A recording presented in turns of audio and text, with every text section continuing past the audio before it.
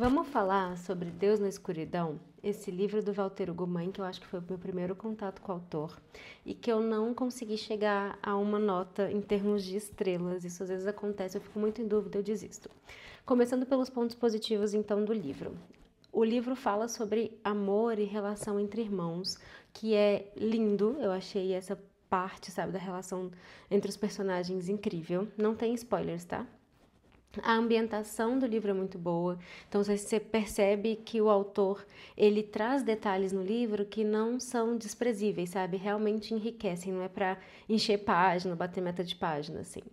Os personagens são bem construídos, então você vê as personalidades bem divididas, você vê que eles têm profundidade, até personagens que não são tão centrais têm uma certa profundidade, o que eu sempre acho que é bem legal nas obras, quando isso existe, né, quando tem essa característica.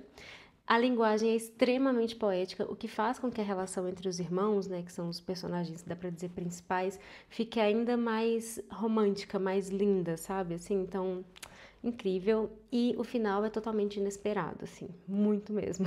Me surpreendeu. Eu não esperava mesmo, o que significa ser um final inesperado, né, que a gente, o leitor, não espera. Tem dois contras. O primeiro é que a leitura não me pegou.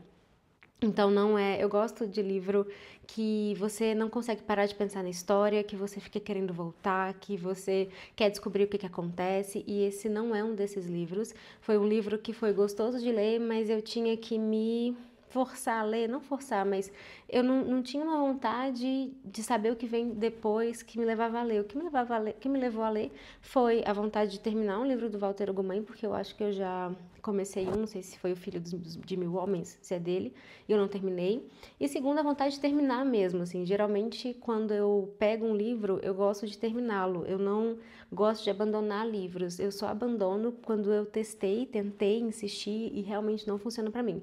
Então esses motivos mais pessoais foram que me fizeram voltar pro livro.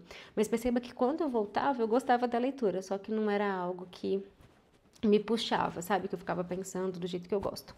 E é um livro que tem o ritmo de clássico, e isso no pior sentido possível. Porque eu já falei aqui que existem clássicos que têm um ritmo de fantasia, assim, sabe? Que é mais rápido, que é tipo Morro dos Ventos Uivantes, eu falei isso, que é um livro. Eu tô apontando pra cá porque ele tá aqui, que eu acabei de fazer a thumb dele. Que é um livro que, apesar de ser um clássico, apesar de ter sido escrito há séculos mesmo, é um livro que você fica preso e que as páginas voam, você não vê passar e tal. Esse aqui é o contrário. Ele é um livro mais contemporâneo e que tem um ritmo de clássico naquele sentido de ser uma coisa mais paulatina. Isso acontece, eu acho que em parte porque um ponto contra puxa o outro. Porque se fosse uma leitura que tiver. E assim, sempre é bom falar que é a minha experiência, tá? Nem todo mundo vai ter esse tipo de experiência, eu acho. Mas se a leitura tivesse me pegado, sabe? Talvez eu tivesse mais vontade de virar as páginas e aí ser uma leitura mais rápida, mais fluida, que demorasse menos tempo e menos esforço do que foi. Então acho que um motivo meio que retroalimenta o outro, sabe? Fica nesse ciclo. De qualquer forma, é um livro que eu recomendo para muitas pessoas, assim, eu acho que se você gosta de ficção, principalmente com essa relação familiar, que tem algum tipo de discussão sobre deficiência e tal, uma questão de preconceito social, de como essas coisas são construídas, principalmente em cidades pequenas, eu acho que você pode gostar muito. Vamos falar então da biografia do autor, o Walter Hugo Mãe.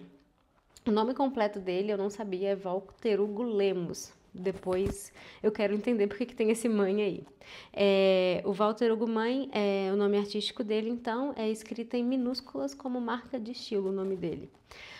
Nasceu em 25 de setembro de 71 na Angola. Eu não sabia disso. Angola, eu sou muito ruim de geografia, mas eu acho que é na África, né? Vai estar aqui na tela, mas eu acho que é na África, eu acho que é. A infância dele, ele foi criado em Passos de Ferreira em 1980 e ele reside na Vila do Conde, em Portugal. Ele tem licenciatura em Direito, pós-graduação em Literatura Portuguesa Moderna e Contemporânea pela Universidade do Porto. A carreira literária dele, ele era, né? Acho que ele faleceu. Ou era, não sei se eu tô. Ai, eu odeio quando isso acontece. Não sei se eu tô, enfim, falando que ele faleceu e não faleceu. talvez ele não tenha falecido, mas a carreira literária dele, ele é ou era poeta, romancista, autor de literatura infantil e ensaísta. Eu acho que ele não faleceu, porque estaria aqui, né, o motivo da morte. Reconhecido por sua linguagem inovadora e sensível, e ele foi vencedor do Prêmio José Saramago em 2007 pelo romance O Remorso de Baltazar Serapião. Nunca ouvi falar desse livro, vai ficar a capa aqui. Outras atividades, ele é artista plástico com exposições individuais desde 2020, cantor e letrista, então ele é bem multitalentos, apresentador de programas culturais na televisão portuguesa. Cara, eu faço essas biografias, assim, logo depois que eu escrevo a resenha, então eu fico, às vezes, eu esqueço de algumas coisas e fico impressionada, que é quase um react. E as obras notáveis, A Máquina de Fazer Espanhóis e O Filho de Mil Homens. Então foi O Filho de Mil Homens mesmo que eu comecei a ler e não terminei. Enfim, me conta o que você achou dessa resenha, se você ficou com interesse ou não de ler esse livro. Independente disso, se você for comprar esse livro ou qualquer outra coisa na Amazon, por favor, faça isso usando o meu link que tá aqui na descrição, que você me ajuda muito. Um beijo!